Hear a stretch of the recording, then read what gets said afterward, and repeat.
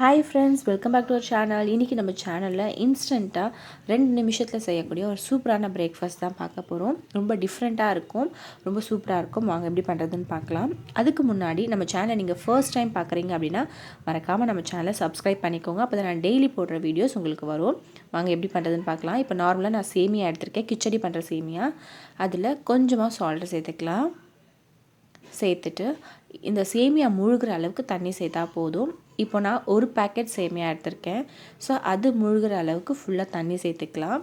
சேர்த்துட்டு இந்த சேமியாவில் தண்ணி ஃபுல்லாக படுற மாதிரி இந்த மாதிரி நம்ம மிக்ஸ் பண்ணிவிட்டு தேவையான அளவு தண்ணி சேர்த்து நல்லா முழுகிற அளவுக்கு ஊற்றிடலாம். இது 2லேருந்து 3 நிமிஷம் இருந்தால் போதும், நல்லா ஊறிடும். இது நல்லா ஊறின பிறகு இதில் தண்ணி இல்லாமல் சுத்தமாக வடிகட்டி அதை நம்ம ஒரு தனியாக ஒரு பாத்திரத்தில் எடுக்க போகிறோம். ஸோ இந்த மாதிரி கொஞ்சம் கூட தண்ணி இல்லாமல் நல்லா வடித்து ஒரு பாத்திரத்தில் வச்சுக்கலாம்.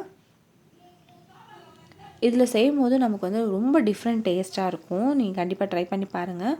இப்போ நான் இது எல்லாமே வடிகட்டி எடுத்துகிட்டு நீங்கள் பார்த்தீங்கன்னா கையில் உடைக்கும் போதும் அது உடையும், பட் ஊறியும் இருக்கும். ஸோ அந்த மாதிரி இருக்கும், அதுதான் கரெக்டாக இருக்கும்.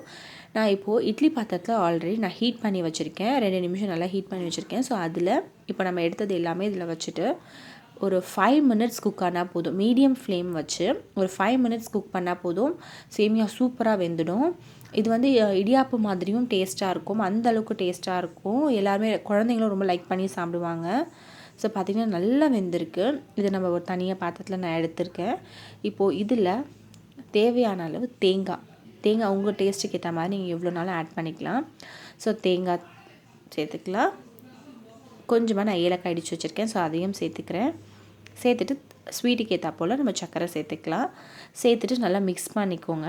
மிக்ஸ் பண்ணிவிட்டு இப்போது நீங்கள் உங்களுக்கு நெய் ஃப்ளேவர் பிடிக்கும் அப்படின்னா இதில் இந்த ஸ்டேஜில் நீங்கள் 1 ஸ்பூன் நெய் சேர்த்துக்கலாம். சேர்த்துட்டு நல்லா இதை மிக்ஸ் பண்ணி நீங்கள் சுட சுட ஆவி பறக்க சர்வ் பண்ணிங்கன்னா எல்லாருமே ரொம்ப லைக் பண்ணி சாப்பிடுவாங்க. அந்த அளவுக்கு டேஸ்ட்டாக இருக்கும். கண்டிப்பாக நீங்களும் வீட்டில் ட்ரை பண்ணி பார்த்துட்டு எப்படி வந்ததுன்னு மறக்காமல் எனக்கு கமெண்ட் பண்ணுங்கள். தேங்க்யூ ஸோ மச் ஃபார் வாட்சிங் திஸ் வீடியோ.